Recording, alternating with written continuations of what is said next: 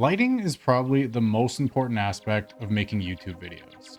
It's what turns a shot like this into one like this. It can be as simple as a single light setup or way more complex. There are infinite ways that you can light your videos. In this video, I'm going to show you guys a few simple lighting techniques and setups that you can use today to elevate the aesthetics of your videos. First and foremost, let's talk real quick about the gear. Buying lights is definitely not as exciting as buying cameras and lenses, but it's worthwhile to invest in at least one good light and softbox. I've been using this GVM light for some time now, and I bought it for around $300 on Amazon. I have it paired with this SmallRig softbox, and this is what I use as my key light.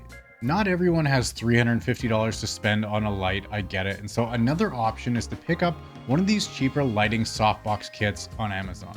You can find something similar to this for around $50 on Amazon, and this will more than suffice if you're just starting out. The most important thing is that you're using soft light, so anything that comes with a softbox will do the trick. All right, so before we go any further, what do I mean by soft light? So the light that's shining on my face right now is a soft light, and that's only because my light has a softbox on it. But if I take the softbox off, this is what it would look like. Pretty terrible and not very flattering at all. All right, now that we got that out of the way, let's get into the setup.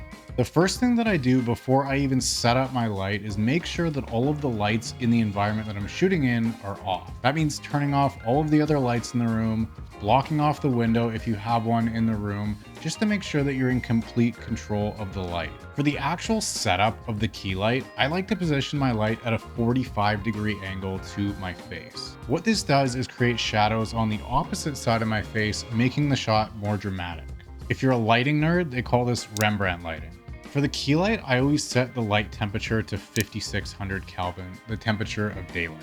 My light has a digital display that shows the temperature of the light, but if you're using one of those cheaper Amazon kits that just has a remote that goes up and down, then you're gonna have to guess. Most of these lights go up to around 6000 Kelvin, so what you can do is just go as cold as the light can go to get to that 6000 Kelvin, and then just go back a couple clicks and you're probably gonna be at around 5600. So with just the key light, there isn't much to the shot and the background is obviously way too dark. I also use one of these grids in the softboxes, and what this does is prevent light from spilling onto the background. This is what it looks like without the grid, and you can see a whole bunch of light spills all over the place. Not really my thing, so I'll leave the grid in. To give the shot more character and depth, we use what are called practical lights. Whether it's lamps or an LED light tube, for me, I have these two lamps in the background that I picked up from IKEA. The temperature of these practical lights is very warm, around 2700 Kelvin, or maybe even warmer than that, which I really like. Adding some practical lights is definitely good enough, and you can definitely just stop here and your videos will look great.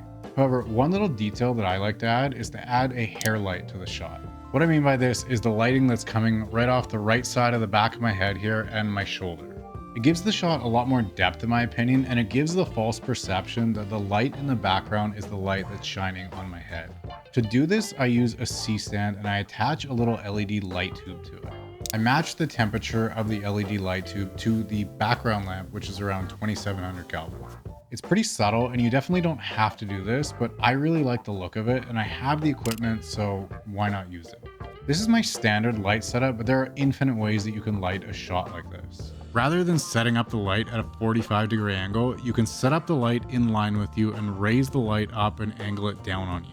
Set a piece of foam core or something white in your lap as a reflector for the light to fill in the shadows on the lower half of your face. This is called clamshell lighting, and you may prefer it, but personally I don't, but it's just another way that you can light one of these talking head videos with only one light. You can obviously get way more complex. You can go with a 2-light setup, a 3-light setup, you can keep going. There's really no end to what you can do when it comes to lighting your YouTube videos. But I would say for most of you watching this video, that's probably overkill and you don't need to do that for these types of videos. All right, that's it for this video. I hope that you guys found this helpful. If you did, I'd really appreciate that you guys subscribe so that more people like you can benefit from it. I'll see you guys in the next one.